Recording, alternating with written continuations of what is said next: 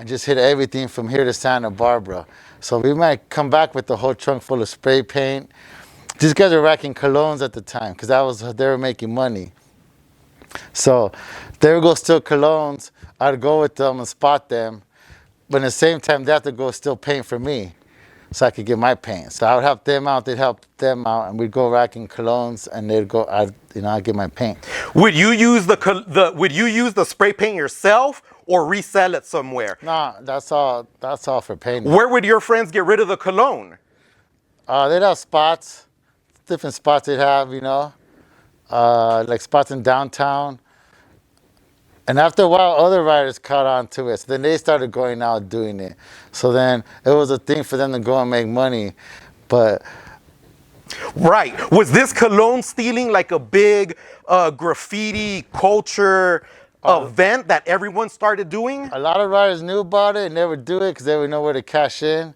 So they would started doing it too. My buddies, the homie Ray Tex had the keys. Somehow they would slip and get the keys. So Ray Tex had the keys. My cousin had a car. So right there, that was a good combo. So then they were out racking colognes all the time. So then that was their come up, how to make money. And people would think of other things.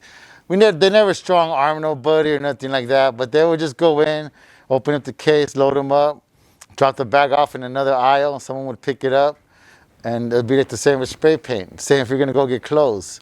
You're gonna go in there, say we went in as two white boys and I'm the only Mexican. So they're gonna sweat me.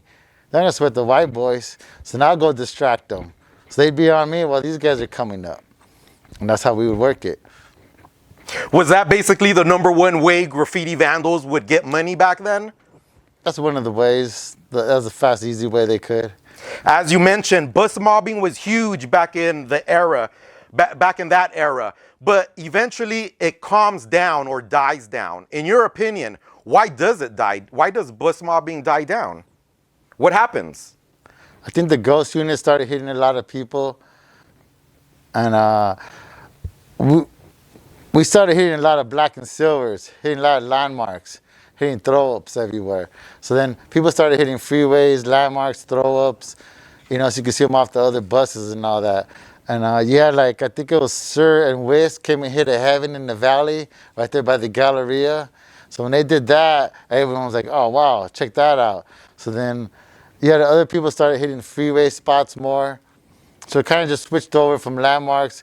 And then once you have someone that has a car, then at that time we started hitting all the graffiti yards. So then we would just drive around to all the graffiti yards and started getting up in all the graffiti yards.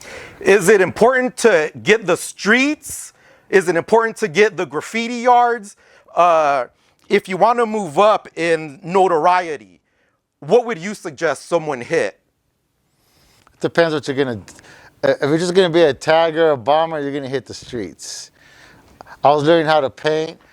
One of the homies took me up to Silmar back in the days and showed me how to paint on the wall a character, the homie Quace from TDH. So he showed me how to paint on the wall, my first character. So then I was going to the yards with like the homie Cools, a couple of his boys.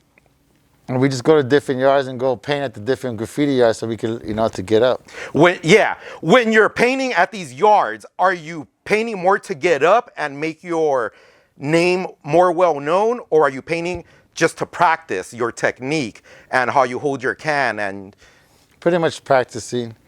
Going to the yards to practice. But we do like a character, get up our name, get up our crew so they know who did it.